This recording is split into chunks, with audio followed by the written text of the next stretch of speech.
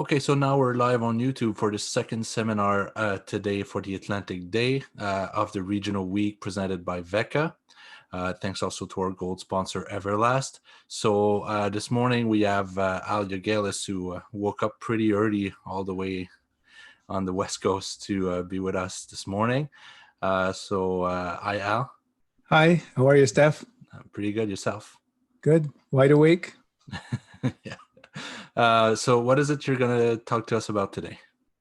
So this morning we're going to do two things. We're going to take a quick look at the status of the disposition of public review comments from the 2020 Building Code Public Review this spring. Mm-hmm. And we'll follow that with a longer and more interesting discussion about the recent I guess you could say a reboot and engagement of the Natural Resources Canada Market Transformation Program. So we'll look forward to sharing this with our viewers today. Yeah. So what we'll do is, as you said, you have two presentations. So if there's questions about the first one, just so people know, like put them in the Q&A. It's easier to see. We'll still have a look at the chat, but yeah. So and on YouTube, there's the chat there too. And we'll try and answer the questions after each presentation. And if there's no questions, we'll just move forward. But we'll answer them after each presentations. So you can go ahead, Al. We're Good. ready to go. Thank you.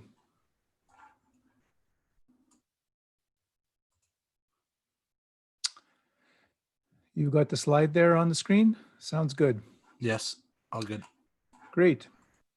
So as many of you folks are probably aware, there was a public review period from January to March of this year featuring changes to the energy requirements in the code, specifically stricter energy performance requirements in large buildings through changes to the National Energy Code for buildings, and for small buildings with changes to Section 936.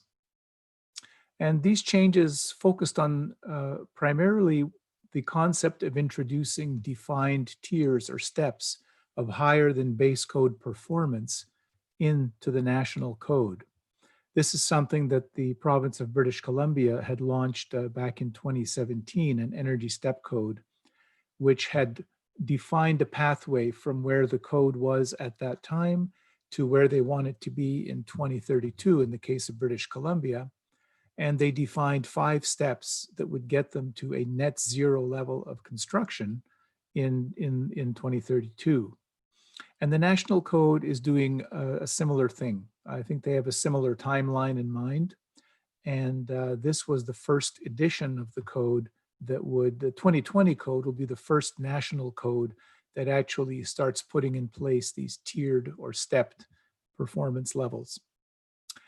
The interesting thing about the tiered approach, to those of you who aren't familiar with the details of the public review or British Columbia's application, is that by defining in advance what the higher levels will be, the code is saying we're going to get there step by step all together. But at any given time, local jurisdictions are going to be allowed to jump to a higher step whenever they want to. Whenever they feel their municipality is ready for it, they might apply it at a small scale, like a rezoned piece of land. And that then allows them, let's say, to open up a new subdivision and say, if you're going to build in the subdivision, you have to build to tier 2 or 3 or 4, something higher than whatever is the base code at the time.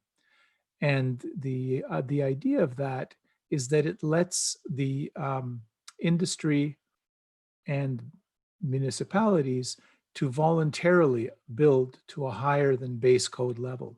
It even allows builders to decide to build a building to a higher level than base code, and they might want to do that to market it as a higher performance building.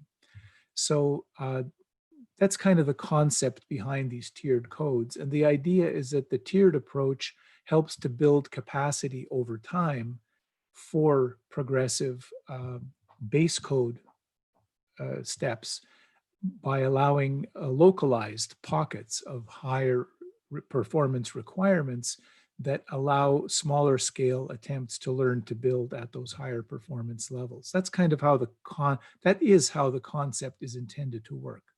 And the national code has tried to implement these kinds of changes.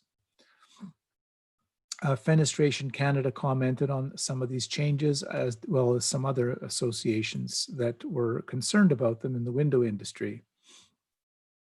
So the public review ended in March, and the standing committees began to review those comments in late May, and were scheduled to complete the review by the end of June. But guess what? They're still discussing these issues now. They've been going from June through July, through August, through September, and they're making headway, but I don't believe they're complete yet. As a result, the publication of the 2020 code has been postponed to December 2021. Jeff Baker, our former technical consultant at Fenestration Canada, has been monitoring the work of these committees and issued a report as of the end of August. I believe he's working on another report for the end of September or early October. But basically, this is the status as we last had it reported to us. Some of the changes that were of concern to our industry were in the National Energy Code. There was a change, proposed change 1414, that would have drastically reduced the air leakage through doors. And the concern here was that while there are some specialty door products and some imported European style door products that can have very low air infiltration, exfiltration levels, this level of performance is not typical of the industry, and it's premature to make this level of performance into a building code because it's actually a lower level of airtightness than is normally tested for these products under industry standards. So it would basically require the whole industry to retest and requalify their doors for the sake of the National Energy Code. And that just was very impractical. So it appears that a standing committee, a task group of the standing committee has agreed to reverse this change. And we're hoping that that is what the major committee will do. Then there were continued reductions in U values of fenestration products in large buildings in the National Energy Code for buildings. And they did this in two ways. One change, 1536, proposed reducing the U values. But this came as a kind of a surprise to industry because just 2 years ago, they announced a reduction of U values ahead of schedule. So normally this code is updated on a 4 or 5 year cycle. And, after 2 years, they actually reduced the U values. And now they wanted to reduce them again just 2 years later. And in addition, they wanted to reduce the window to wall ratio. So these changes would have a real impact on the fenestration products used in large buildings, which are mostly aluminum. And it's not so easy to start reducing U values in those product lines, especially to operable products like doors and operable windows. So it looks like there was some compromise reached on the U value front. The U values for doors remained unchanged, while the U values for other products were the industry agreed to accept. On the other hand, the Standing Committee for Energy Efficiency agreed to withdraw the window to wall ratio reduction. The last item we'll report on here had to do with the implementation of these tiered or stepped energy requirements in Part 9. There were two proposed changes to introduce these requirements. One was a prescriptive approach, a points-based proposed change 1611, which would required builders to accumulate points in this at this stage, they only defined one tier of performance in the 2020 code. And to get to that first tier, which was beyond base code, a builder needed to accumulate, in a province like Ontario, would have to accumulate some 10 points. And interestingly enough, you could get about 7 of those 10 points with a window that performed at the Energy Star level of today.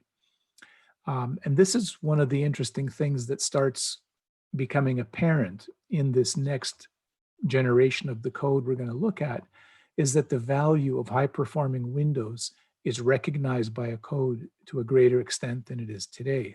So, if Windows can get a builder 7 out of 10 points, it makes it a lot easier to comply because no other upgrade gives you as many points as Windows, in that scenario. There was also a tiered performance path that required an energy model for each home.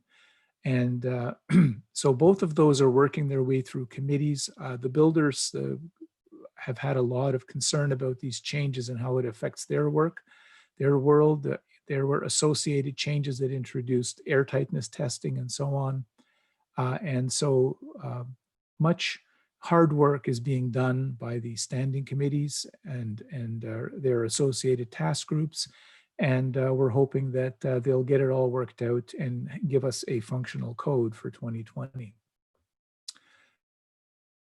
These changes, Steph? Let me have a on quick these updates? No, nothing on YouTube either. So Okay. yeah, you can go ahead. This is we like to update our members about the progress on issues that have concerned our industry. These issues are not this particular round of code change is not sort of a make it or break it event for our industry, but there was definitely areas that were concerning parts of our industry, especially those who will work in the large building sector.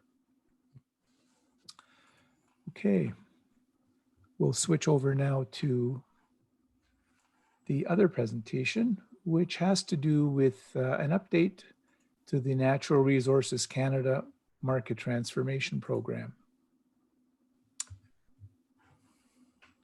And I've been giving this presentation all week to each of our regional committees, to each of our regional conferences, actually. So first thing we'll do is give you an update on the market transformation roadmap process. Those of you that are Fenestration Canada members have probably heard about this at Windor in 2017, 18, and 19. Definitely everyone in the window industry is aware that these discussions have taken place. And so I'll update you on the recent activity there and also look at where are we at today technologically on the market transformation roadmap. We're going to take a deep dive into the Energy Star database to see what we can learn about the products the industry has already developed and at the high performance levels that are captured in that database. So I'm sharing some slides here from a virtual meeting that was held by Natural Resources Canada for participants in this market transformation roadmap. The window industry, the space heating industry, and the hot water heating industry have all been targeted for advances in performance, and Natural Resources Canada has been engaging with these three sectors for several years now in discussions about helping these industries adopt more energy efficient technologies for the buildings of the future. They reviewed the history of the process and looking ahead to where we're going, the new governance structure and supporting implementation steps that are being taken, that have been underway for over time, certainly over the last year, and basically where we're going from here on. Not that familiar with these discussions, this is an initiative that was launched in early 2017 by the federal, provincial, and territorial governments. They did a prioritization exercise where they identified 3 equipment areas that are significant energy users in residential construction in Canada, and the ones that had the greatest potential to reduce greenhouse gas emissions. One was residential windows, which account for up to 35% of home heat loss. Space heating, the largest source of energy consumption in the building sector, and water heating, the second largest source of energy consumption in our building sector. And the governments outlined aspirational goals for the short, medium, and long term for these three equipment areas. And they also identified the need for a market transformation program in order to help to achieve the goals, the 2030 goals for the for essentially a building code that aims at net zero ready construction in approximately the 2030 timeframe. So they reviewed the activities that took place in the summer and heading into the fall of 2019. And then work was supposed to begin in 2021, actually the implementation of a work plan. Well, we'll get to that in a moment. They also, in this process, felt it was very important to not just plan to get ahead, but they wanted to get an understanding of what has been going on in our industry coast to coast today. What initiatives are there on a provincial and regional basis, on a territorial basis in Canada, with respect to voluntary initiatives to adopt more energy efficient measures, rebate programs, incentive programs from utilities, research programs that are underway for improving the performance of these technologies. So they have been working on setting up a framework and starting to compile information about to understand what are our capacities, what has been done already in this area so that we can build on it and move forward into the future. Also to identify gaps and avoid duplication and share progress and lessons learned within the community. And the idea was to use this information to inform future steps in this program.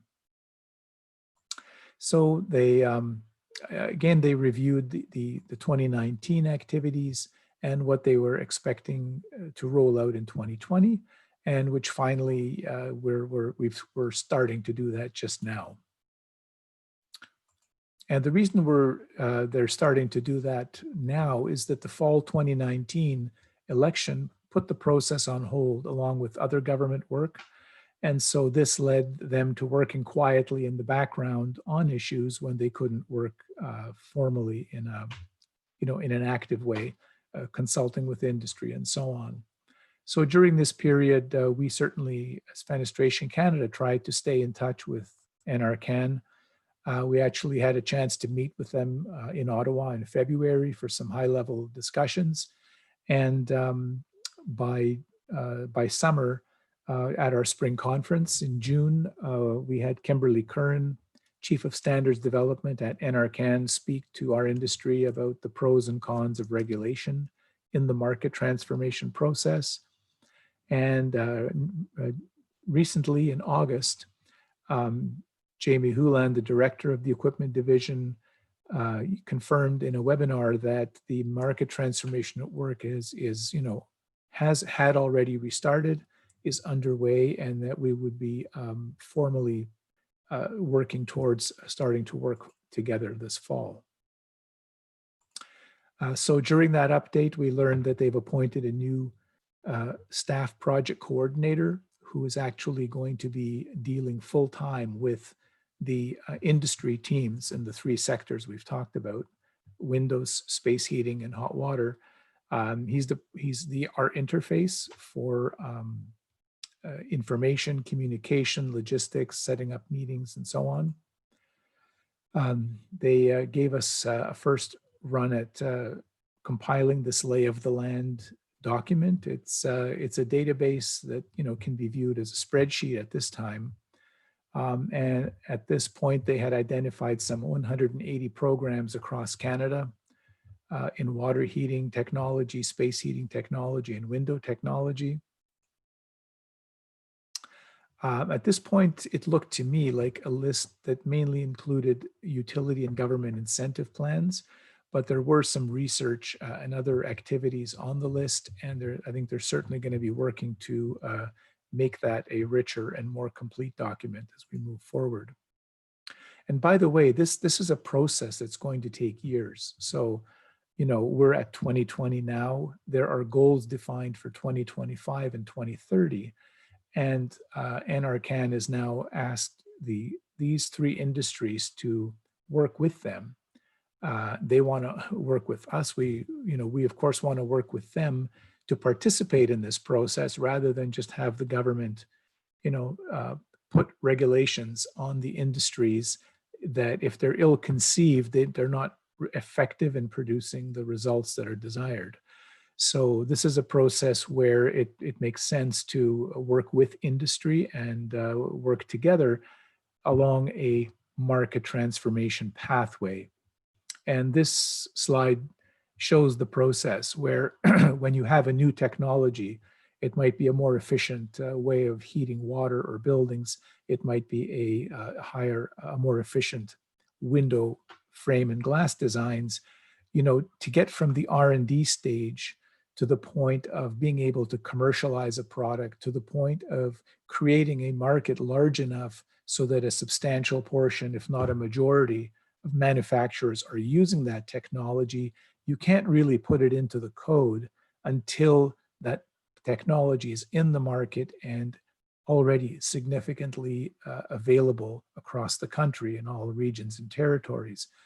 And so the process is to, if we want to get it into the code and move everyone to a higher level of performance in 2030, if there's anything that's still at the R&D stage or in one of these intermediate stages today, they want to see what can we do to accelerate the process of getting these products into the market, put in place the incentives and supports for them to become more widely used, because the wider we can get it adopted in the marketplace using market forces, then the sooner we'll be able to put that level of performance regulated at the level of a code.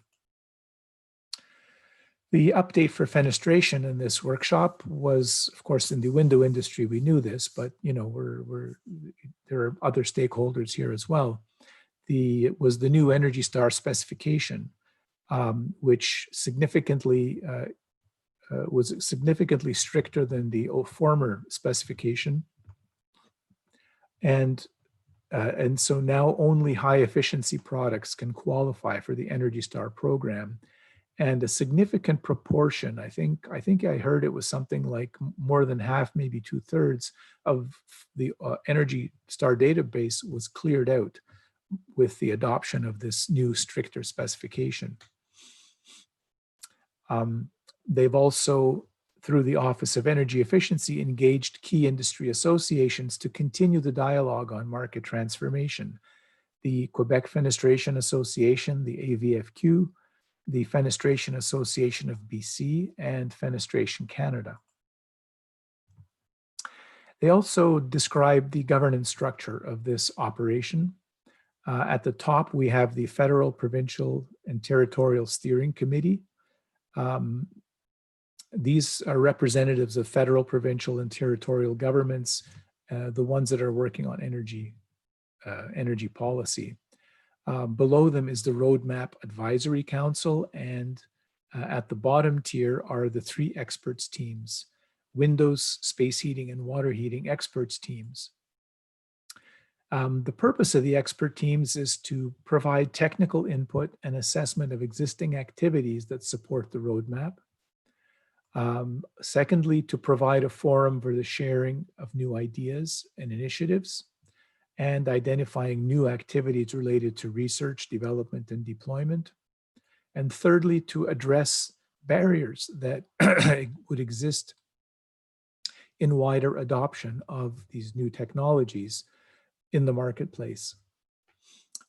Each of these experts teams has a NRCan co-chair in the bottom row and an industry co-chair at the top row. I'm currently the window industry co-chair. We're still going to have participation from Jeff Baker, who was the former co-chair last year. And we've worked together with Jeff to finalize the list of individuals that will be invited to be on the Windows experts team. So coming up, their next steps are to start planning for regional workshops uh, across Canada. They're planning 6 regional workshops, I think, on 2 different years to engage local experts and stakeholders to discuss the roadmap, goals, activities, and initiatives, looking at it with a regional lens, because some regions might be farther along in adopting these new technologies than others. And so the idea is to get more granular and not just think about the country as a whole, but look at the regions. And to involve experts and representatives from government, industry, academia, efficiency organizations, and so on.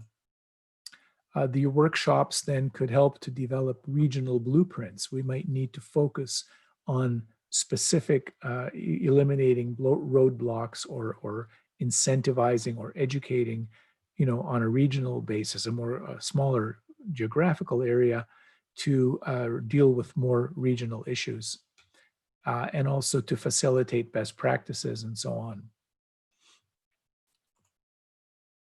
The second thing that they need to do is to develop an annual progress report to the federal, provincial, and territorial officials who are at the who are leading this project at a very high level. So they need an annual update on the progress of the market in moving along this pathway.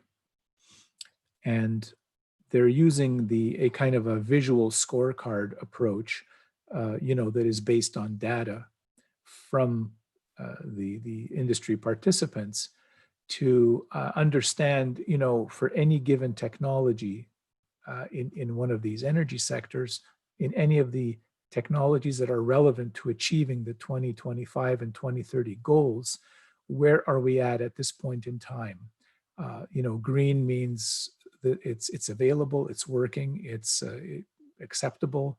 Yellow means that there's some challenges or some lack of capacity or understanding or applicability or fitness for use. And red, of course, are there definite obstacles that are just preventing that technology from moving forward. So here's a figure of the status of a space heating technologies from the space heating group. So NRCan is looking to the experts teams to start the conversation with industry participants this fall. Invitations were sent out to the expert teams last weekend, and I believe we've had responses now from all of them. And we're looking to, again, the purpose of the expert teams were going to be to identify barriers and opportunities, report on progress, and help to the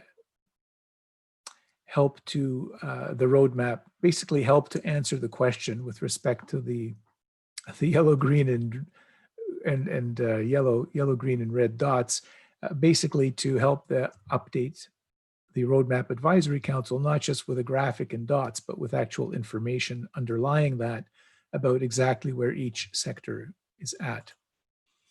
We're planning to schedule our first Windows expert team meeting in the week of October 12th, and the next advisory council meeting will be on October 21st.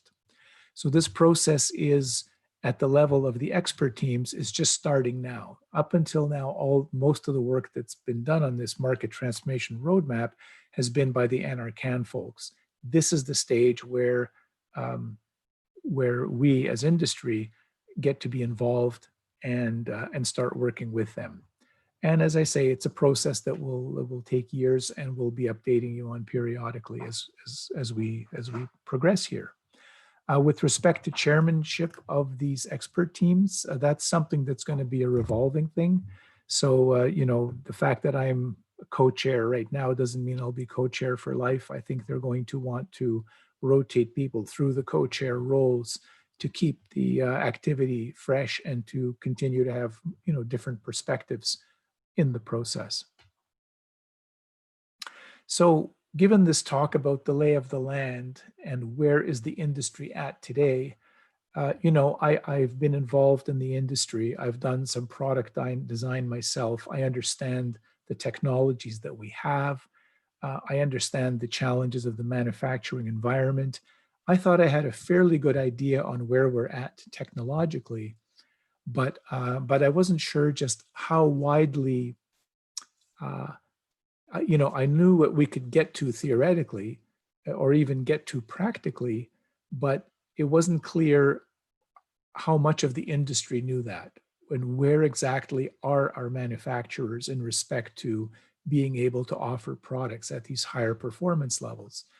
It's not that easy to get a handle on this information. To be honest, even at Fenestration Canada, we don't have an answer to the question of how many window and door manufacturers are there in Canada today, simply because they're not all members of industry associations. And, it's not that easy to dig up that information. It requires some funding for research and so on. So, but one area I thought we could learn more from is to do some, you might call it basic data mining of the data in the Energy Star database.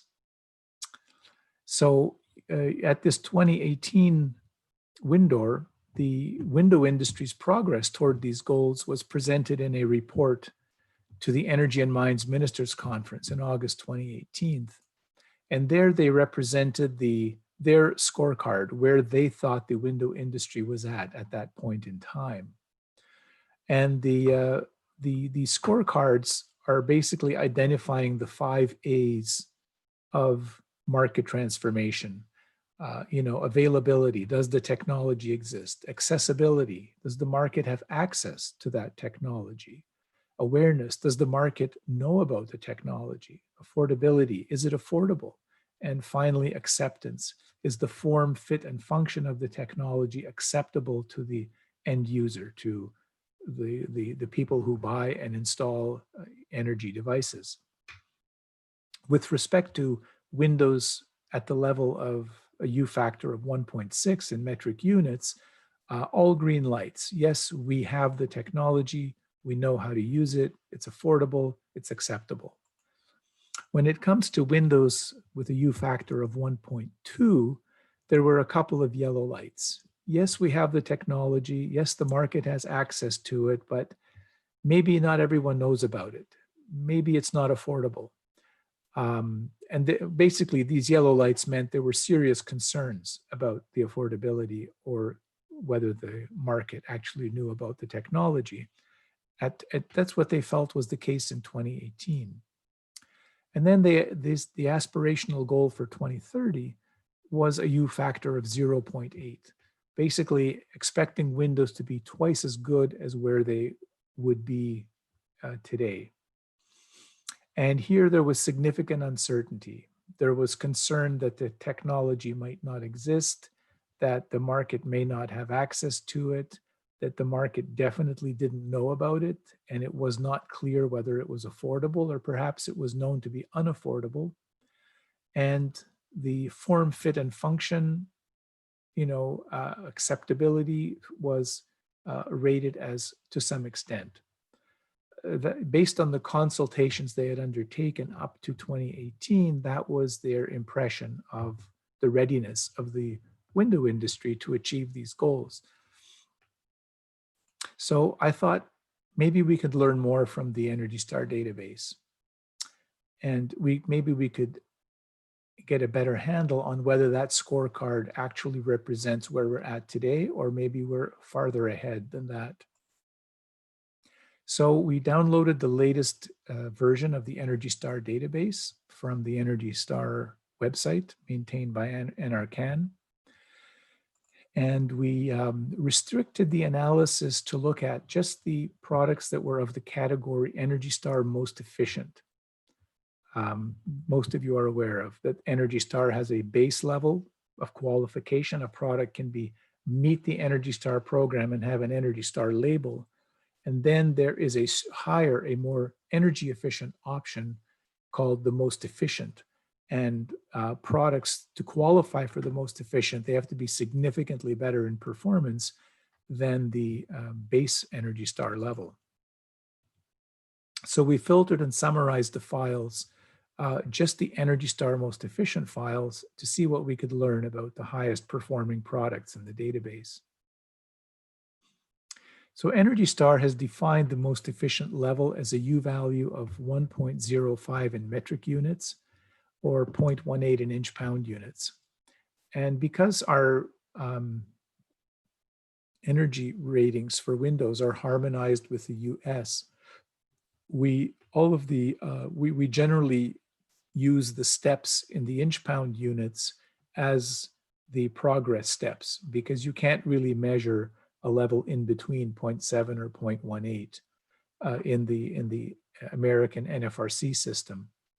So this tends to define, when we look at energy performance of Windows, we're looking at increments like this. And we analyzed the data to identify how many unique product lines are in the database at these specific U value levels. The 2030 aspirational goal from NRCan was defined as 0.8 in metric units. That's the level I've highlighted here, 0.14 in inch-pound units. So when we restricted the data to look at as having at least a U factor of 1.05, we found that by filtering to this level, we had products at every one of these lower U factor categories, including the 2030 aspirational goal. If we look at some basic facts about that database, and by the way, there's only about 5 slides here to go, and they're all going to be tabular information and some graphs. So I'm just going to show you, in that format what we found, because I think it's interesting and instructive to think about what we are going to find here. So if we look at the whole Energy Star database, there's about 366,000 individual product records. If we filter it for those that qualify for most efficient, we restrict it to about 39% of all records. And if we restrict it a little further to the ones that qualify by U value only, if we eliminate the energy rating path, we're looking at about 128,000 records, or 35% of all the records in the database, which is, to me, pretty interesting, because if we look at the number of manufacturers in the Energy Star program, in that database, there are 358 individual manufacturers, of which 282 have most efficient brands or products. And if we filter them by U value only, 270 of these manufacturers, or 3/4 of them, of all the manufacturers in the database, have products at the most efficient level. So this is very interesting. Even though the number of products at the most efficient level represents about 35% of all records, the number of companies participating and offering those products account for 3/4 of all the companies in the Energy Star database. So what that tells us is that most of the companies who have Energy Star most efficient products today, that they're actually, let's put it this way, the majority of companies in the Energy Star program have products in the Energy Star most efficient category, which means that we know how to get to that level of performance. The majority of companies know what it takes to get there. Maybe not in the fine details, but at what does that mean in terms of glass products that I'm going to use? They know what that means. And what does it mean for frame design? They probably have a pretty good idea that if they're going to improve their performance any more than they're at today, it's going to involve changes to frame designs. So I think that means, that's signaling to me that we have a pretty good idea of what we and whether that's feasible or not. And we have significant participation from our industry in developing the highest performing products. If we look at those products now by U value, here I have 3 rows of data. In red are kind of in plain English. In the white letters, identifying product lines in the database means filtering first by the company, by the manufacturer, and then by what they call styles, or the different product types that that manufacturer offers, to try and identify the individual product lines, not just the glass records. So in this table, the totals that we're looking at are total product lines, and we're looking at the total number of manufacturers offering products at that U level, U factor. So for example, at the 1.05 level, which is the highest U value you can have to get into the Energy Star most efficient category, we have 730 product lines from 255 manufacturers. So 94% of the manufacturers at the energy most efficient level are offering products at this U factor. 80% are offering products at this U factor. That's 500 product lines, 216 manufacturers. And as the U values get lower, there are fewer product lines, fewer manufacturers involved. If you look at the highlighting here in yellow, this is the level of performance that NRCan has targeted as an aspirational goal for 2030.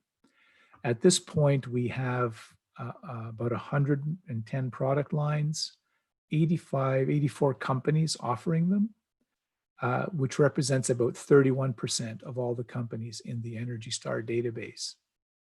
So I think this is pretty interesting. Think about it.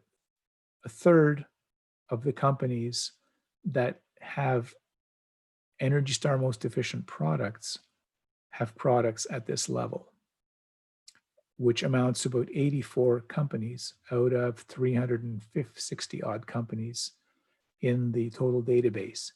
Granted, it's a minority, but if you look at how many are offering products with slightly higher U factors, we see that it starts to become the majority. The majority of Energy Star, actually the majority of Energy Star manufacturers have products at this level. And it's about 50-50 at this level here. So we have significant experience, we have significant knowledge, we have significant capacity. And I think what it's telling us is that, yes, this level of performance is achievable, but let's look more closely at which products can get there. So if we look at the actual types of products, what are called styles in the database, the different operating types of windows that we have, now we have the breakdown by U value and product type. I would call these product types. And we see that in the case of, let's say, Windows at 1.05, at the qualification criteria for most efficient, we have 135 awning product lines, 158 casement product lines, 26 double hung product lines, 25 tilt and turn product lines, lots of fixed window product lines, fixed casements, and so on. But the interesting thing is that we see that all of the product types in the Energy Star database are represented at the most efficient level. We have products at just about every level. The ones that are missing, such as a double casement, very few manufacturers actually offer a double casement window. It's not your standard Canadian window. The window types that are most commonly used in Canada, casement, awning, double hung, sliders, and are the kind of the bread and butter across the country. We do have products in those categories. And of course, the number of products as the U values get lower, there's fewer, and I'm highlighting the 2030 goal. There are very few products available in some product designs at this level. But the fact that there are some, that you have some double hung products, that you have some single casement, tilt and turn, and fixed casement products at this level tells you it's achievable. Why are there not more? That's another question to explore, but it's achievable with today's technologies. That's interesting information. And if we look at this data by window frame materials, we see here in this chart that on the left side, we have the different operating types. And on the right side, we have the different frame materials. So I'm not looking at U value here, but we are looking at the different product types and the different frame materials. So this would be products at USI 1.05 or better. We see that we have products in all frame materials and all operating types at the most efficient level. And so we already have significant participation and significant coverage here at this level. So I think this is the kind of information that can help to inform that scorecard with the traffic lights in terms of getting a better handle on where we're at as an industry broadly. We're going to be doing some more analysis in this database. And this is the kind of information that we'll be sharing with the window expert teams and Natural Resources Canada to help inform that lay of the land process.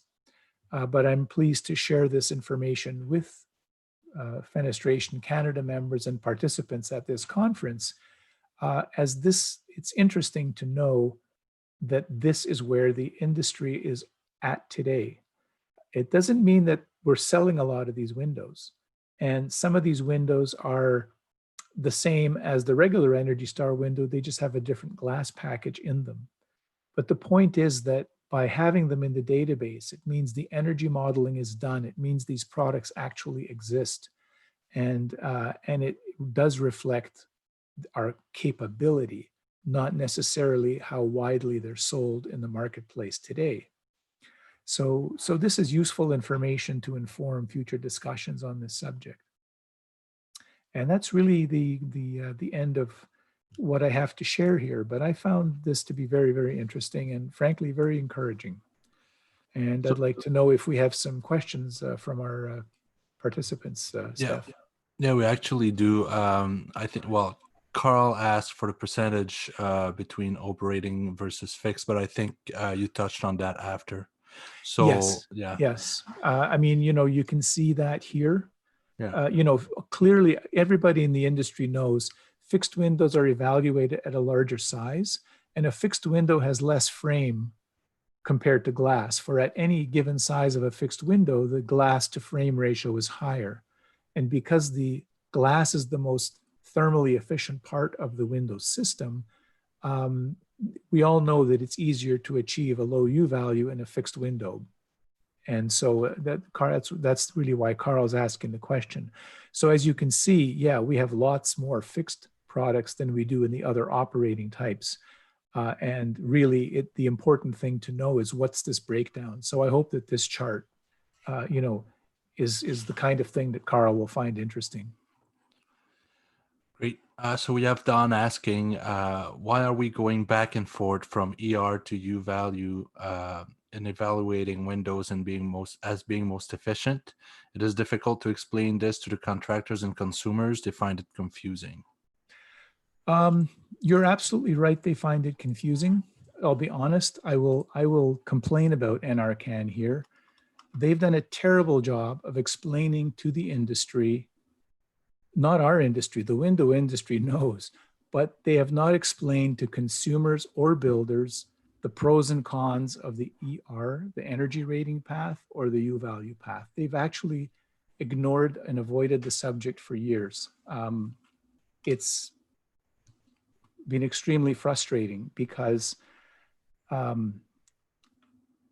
here's the thing. The energy rating is a metric that was developed in the 1980s, and it's a good metric for older homes, for homes that have smaller window to wall ratios and windows distributed on all four sides of the building. The energy rating is a good way to choose windows. because it takes into account the benefits of solar heat gain, and it works in that setting. When you start designing buildings where most of the windows face one direction or two directions, the energy rating is no longer a good way of selecting an energy efficient window, for several reasons. One is you're not necessarily going to get the beneficial solar heat gain. If your windows are mainly facing east and north, you're not going to get the solar heat gain that you would get if your windows were facing, south.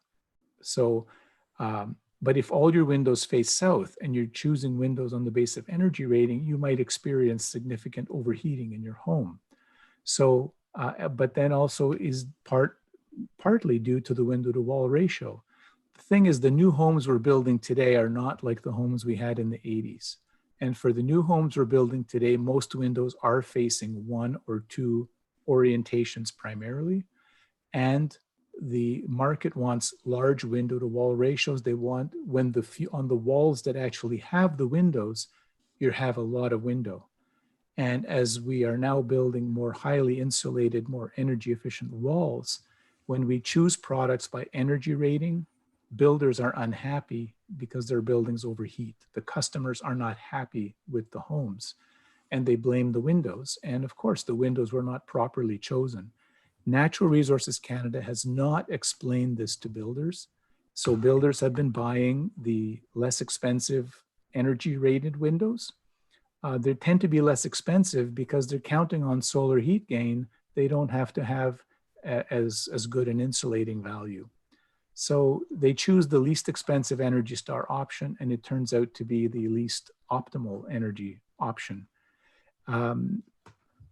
Because of this, the builders have pushed back, and there is no longer an energy rating path in the tiered code. In the base code, prescriptive code, it's still there.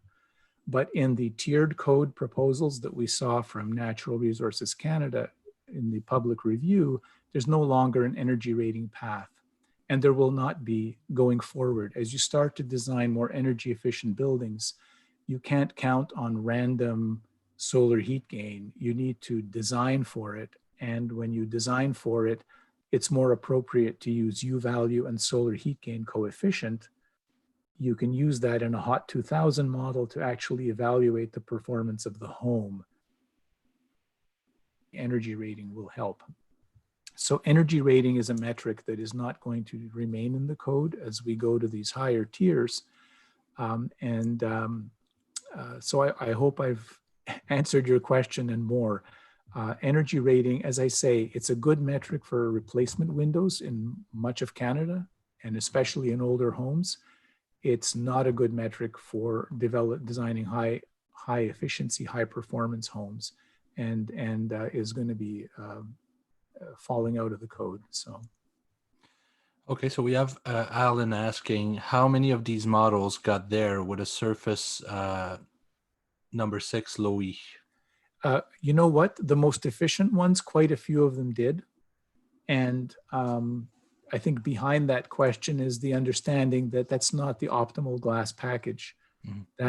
It's a more expensive glass package. It's one where some people feel you have to be more careful about cleaning of glass.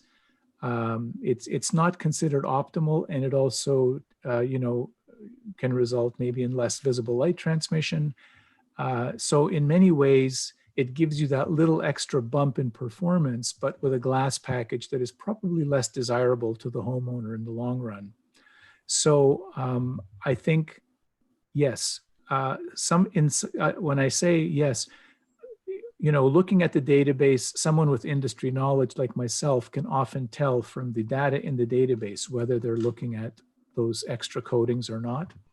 And so I know that some of them are qualifying that way, but I see that others are not. Others are using just a standard triple pane unit with 2 internal low E coatings. And so we can tell from the database that it's possible to get to these lowest performance levels with that glass. But yes, a lot of these products are using room-facing surface 6 coatings, which are in the long term, in the future, I don't think those are the coatings we're going to want to use in these windows.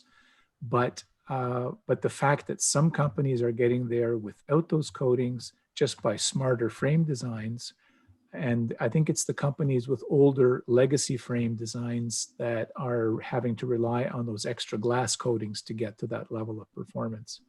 But it's a good question. And I think as we look into this further and continue to have discussions here in the industry, I think it will become clear that it's possible to get to those lowest levels with a good glass package that you'd rather be selling than a glass package you don't want to be selling. And you're also going to be able to, but that will require a frame design that maximizes your glass to frame area.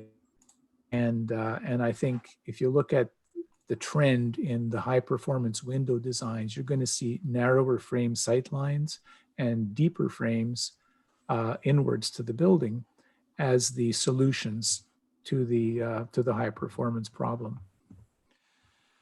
Okay, so we have a question from Don here. Where does higher energy efficiency cost of building a window cost more than it is affordable for consumers? Is it a concern that houses will be built with less windows to achieve cost-effective energy savings?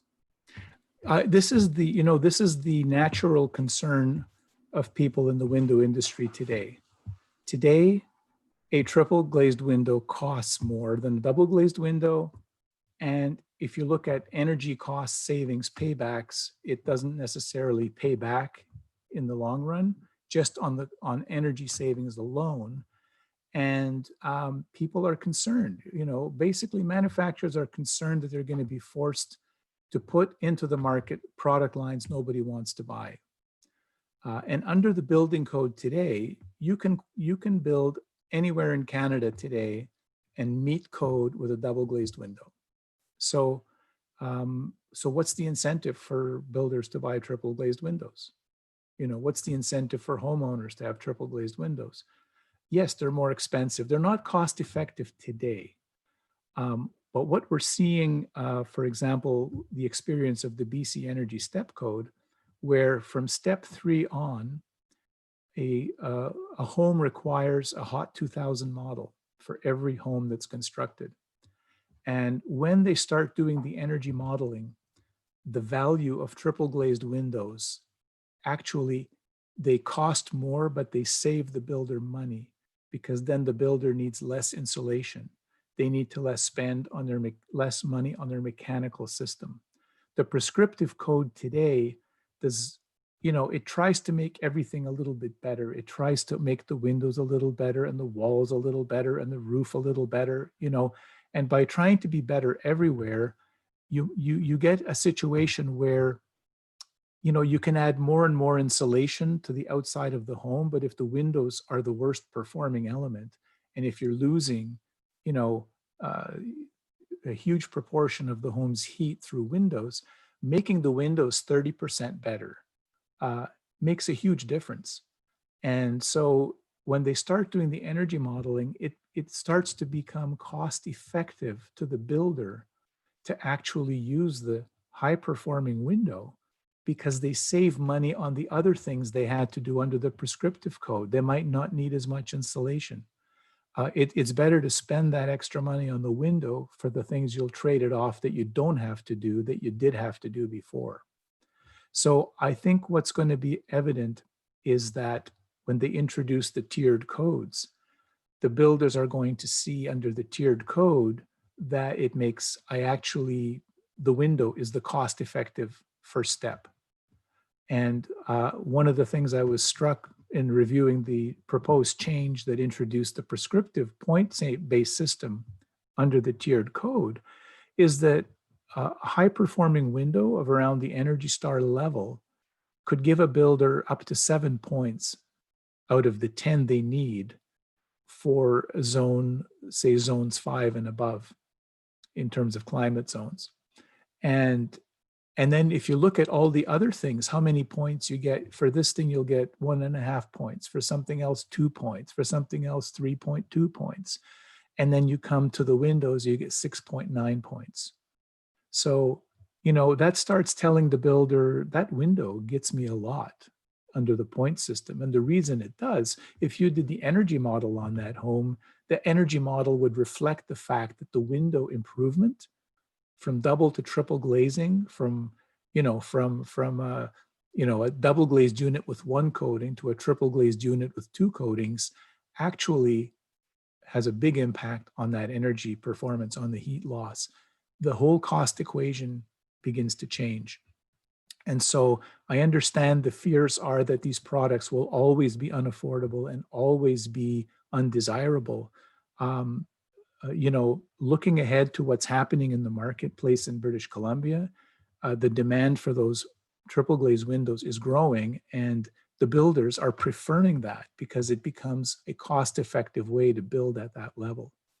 And in some cases, what they found in British Columbia preparing for the STEP code is that builders were able to build to step 3 at an incremental cost between 0 and 4% above the base code. So think about that. You're building at an energy performance level, when you measure the energy use of the building, is significantly better than base code, but the cost was in some cases no different. It's just you put the money in different places. And in other cases, a small incremental cost. And that's using the cost of triple glazed windows today as they become more common, as they start becoming the standard product where every manufacturer, they stop selling double glazed windows because nobody wants them anymore. Then there's no cost premium anymore.